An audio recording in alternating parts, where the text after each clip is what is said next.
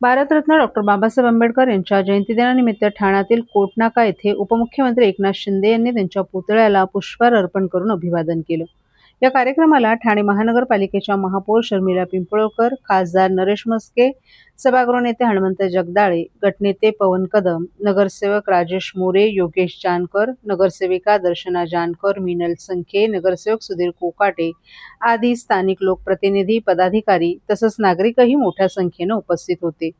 जयंती दिनानिमित्त परिसरात उत्साहाचं वातावरण निर्माण झालं होतं। यावेळी बोलताना शिंदे यांनी पंतप्रधान नरेंद्र मोदी यांना पाठवलेल्या पत्रांचा उल्लेख करत केंद्र सरकारच्या विविध निर्णयांचं कौतुक केलं। शिवसेनेकडून नारी शक्ती वंदन अधिनियमाला पूर्ण पाठिंबा देण्यात आला असून महिलांच्या सक्षमीकरणासाठी केंद्राने घेतलेले निर्णय महत्त्वपूर्ण ठरत आहेत।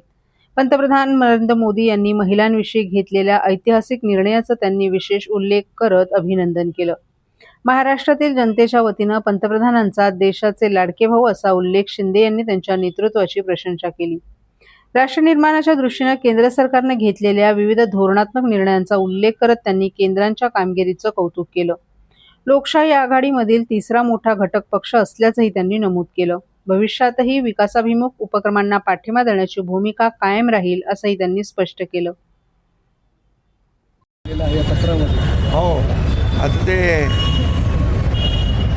मी मुख्यमंत्री असताना लाडकी बहीण योजना सुरू झाली, त्यामुळे महाराष्ट्रामध्ये देखील लाडका भाऊ म्हणून जशी माझी ओळख आहे तशी आता खऱ्या अर्थाने या ठिकाणी देशाचे प्रधानमंत्री नरेंद्र मोदीजी आज या संपूर्ण महिला आरक्षणामुळे संपूर्ण देशातल्या लाडक्या बहिणींचे लाडके भाऊ होतील आणि याचाही आनंद आहे आम्हाला। देशातील सर्वात मोठं 900 बेड्सचं सुपर स्पेशालिटी सिव्हिल हॉस्पिटल होतं आहे। आता त्याचं काम अंतिम टप्प्यामध्ये आलेलं आहे। सर्वात पहिलं हॉस्पिटल आहे देशातलं ज्याच्यावरती एअर ॲम्ब्युलन्स उतरणार आहे।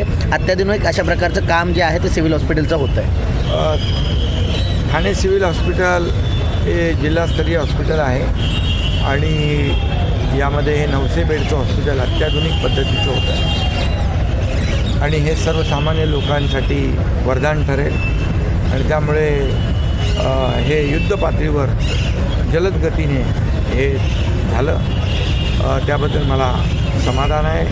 ठाणेकरांना, जिल्ह्यातल्या लोकांना याचा फायदा होईल। आरोग्यासाठी हिंदी शॉर्ट में जो है आपने पीएम मोदी